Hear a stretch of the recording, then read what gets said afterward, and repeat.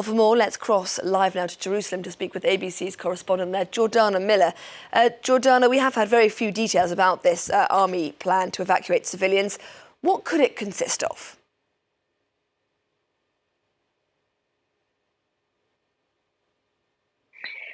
So Israeli Prime Minister Benjamin Netanyahu presented a plan, a military operation in Rafah and an evacuation plan to his war cabinet last night. Having said that, it has not approved, the war cabinet did not approve that. There's going to be more discussions in the coming days, and we don't really know many of the details of this evacuation plan. If we look at the map of the Gaza Strip and where refugees are right now, there are hundreds of thousands of them already to the northwest in Mawasi. This is we could call it the safest zone. I won't call it a safe zone because there's still been combat there. So if that's not really an option to move more than 1 million Gazans to that area. So many people expect that this plan will include moving more than 1 million Gazans to the northeast, up right below the Gaza River, which is that river that cuts across from east to west, cuts the Gaza Strip essentially into two parts. So right under that area. Now, again, this is a plan that would take weeks to implement. And it's unlikely to happen tomorrow. But we see the prime minister here, especially in his interview yesterday with an American media outlet, saying that even if there is a hostage release deal and a ceasefire, it will only, quote, somewhat delay this operation in Rafah.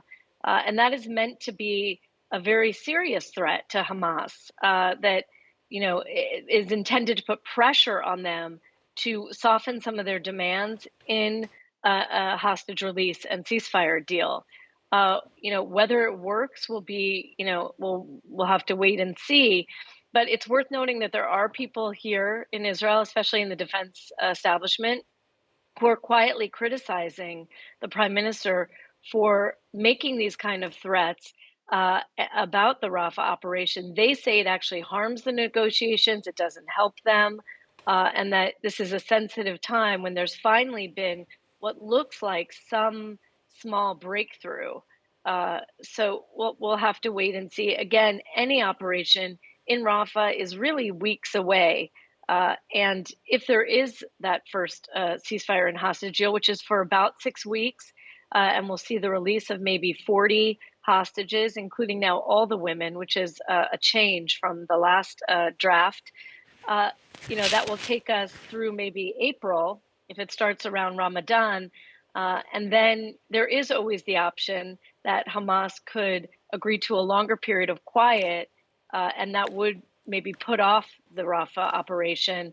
And maybe even if Hamas decides it wants its leaders to exit the Gaza Strip and kind of end this war, then that would also avoid a Rafah operation. We have to remember not all the cards are in Israel's hand about a Rafah operation. Hamas has certain options they could take, but they are also continuing to fight. Jordana Miller reporting live there from Jerusalem. Thank you very much.